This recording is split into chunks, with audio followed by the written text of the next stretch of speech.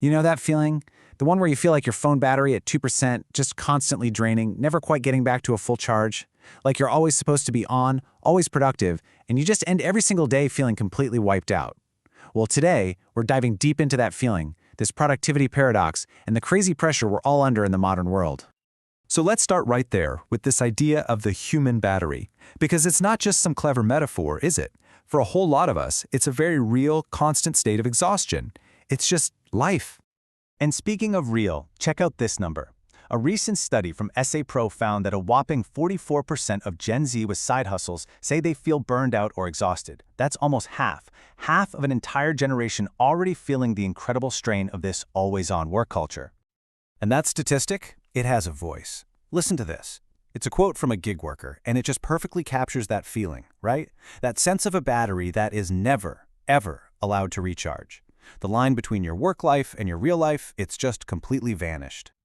So, the big question is, why? Why do we all feel this way? To really get it, we need to zoom out from our personal feelings and look at the bigger system that's cranking up this pressure on all of us. And believe it or not, there's a name for this system. A sociologist named Raffaello Palandri calls it chronocapitalism. He argues that our entire experience of time has been re-engineered. It's no longer about natural cycles, seasons or days. Instead, time has become this straight line, constantly speeding up, with the sole purpose of being endlessly productive to maximize economic output. And here's the really wild part. This whole economic model is built on an illusion, a complete fantasy, really. It's the idea that we have infinite time. And in a system like that, our very human need for rest isn't seen as a feature, it's a bug, it's an interruption. Our own mortality is basically a problem the system needs to ignore. Okay, so if we're living in this system that demands constant production, what's the engine keeping it all running so fast? What's the taskmaster cracking the whip? Well, more and more the answer is technology itself. This brings us to a concept that researchers from Stockholm University have been digging into. It's called algorithmic management. In a nutshell, it's using tech for constant data collection, for tracking, and for making automated decisions about workers. Your boss isn't a person anymore. It's the algorithm. And this new kind of boss, it operates on this incredibly simple but really powerful three-step loop. First, it tracks pretty much everything you do. Second, it rates every little bit of your performance. And third, it automatically doles out discipline based on that data, a lot of the time without a single human being involved in the process. So yeah, this is way beyond just management. It's a hyper-efficient system of control. People are calling it digital Taylorism. Basically, it's a high-tech version of that old scientific management idea, using technology to squeeze every last drop of value out of every single second of work. And how do they get people to buy into this? Well, just look at the language they use. This is a real email from Uber. Notice that word they use? Entrepreneurs. It's brilliant in a terrifying kind of way.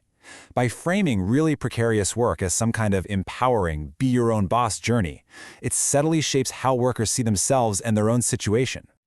All right, let's zoom back in. We've talked about the big, abstract system, but what about the real-world consequences, the physical ones, for our bodies? What's the biological price we're paying for all this pressure? That ETUI report we mentioned earlier is brutally clear about this. The constant pressure, the feeling of unfairness, it's linked to some serious health problems. We're talking about higher levels of the stress hormone cortisol, chronic exhaustion, nonstop headaches, and even gut issues. Our bodies are absolutely keeping score.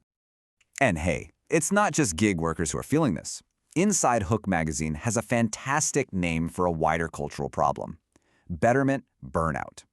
It's that specific kind of exhaustion that comes from relentlessly trying to optimize every single part of your life, not just your 9 to 5. It really feels like this cult of productivity has turned our own bodies into the next big project, doesn't it? We're supposed to quantify everything: our steps, our sleep, our calories. Our health becomes just another metric to optimize, another KPI to hit. And the deep irony is that by treating our bodies like a project to be managed, we can actually end up undermining our real well-being. So, wow. If the whole system is basically designed to drain our batteries down to empty, what can we even do? How in the world can we push back and reclaim our time, our energy, and, well, our lives? What's so interesting is that the answer might not be a new productivity app. It might be ancient. Thinkers like Palandri point to traditions like Stoicism, and one idea in particular, memento mori, remember you will die. Now that sounds heavy, I know, but is actually incredibly powerful. By embracing the fact that we are finite, that our time here is limited, we completely shatter that core illusion of infinite time that this whole system relies on. And this quote just hits the nail on the head. When you remember your time isn't endless, you stop putting life off for later. You start evaluating what you're doing not by its market value, but by its human value, by its intrinsic meaning. It completely flips the script on what matters. And that leaves us with a really fundamental question to carry with us. In a world that is constantly asking for more, that measures our worth by data points and productivity scores, how do we choose to measure our own lives? If not by what we produce, then by what?